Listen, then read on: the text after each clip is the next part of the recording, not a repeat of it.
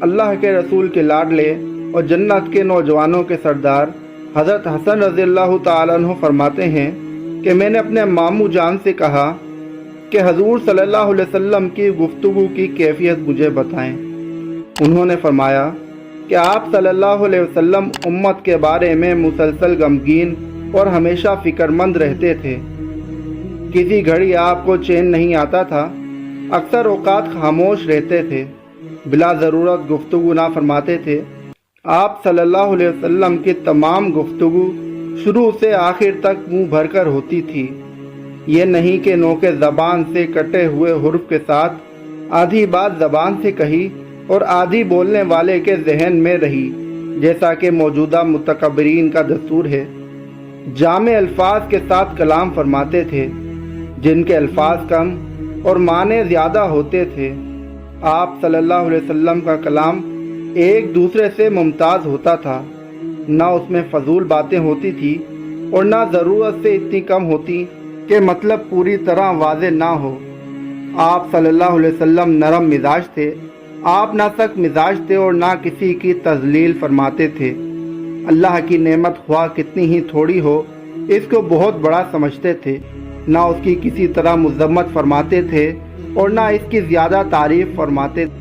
مذمت نہ فرمانا تو ظاہر ہے کہ حق تعالی شانہ کی نعمت ہے، زیادہ تعریف نہ فرمانا اس لیے تھا کہ اس سے حرص کا شبہ ہوتا ہے۔ جب کوئی حق کے آڑے آ جاتا تو پھر کوئی بھی آپ کے غصے کی تاب نہ لا سکتا تھا، اور آپ صلی اللہ علیہ وسلم کا غصہ اس وقت ٹھنڈا ہوتا جب آپ صلی اللہ علیہ وسلم اس کا بدلہ لے لیتے۔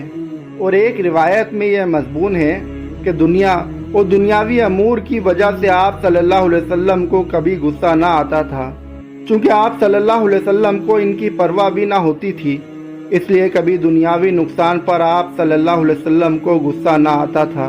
البتہ اگر کسی دینی امر اور حق بات کے کوئی آڑے آ جاتا تو اس وقت تک آپ کے غصے کی کوئی شخص تاب نہ لا سکتا تھا اور کوئی اس کو روک بھی نہ سکتا تھا، یہاں تک کہ آپ صلی اللہ علیہ وسلم اس کا بدلہ لے لیں۔ اپنی ذات کے لیے نہ کسی پر ناراض ہوتے تھے، نہ اس کا انتقام لیتے تھے۔ جب کسی جانب اشارہ فرماتے تو پورے ہاتھ سے اشارہ فرماتے کہ انگلیوں سے اشارہ تواضع کے خلاف ہے، یا پھر آپ صلی اللہ علیہ وسلم نے انگلی سے اشارے کو توحید کی طرف اشارہ کرنے کے ساتھ مخصوص فرما رکھا تھا۔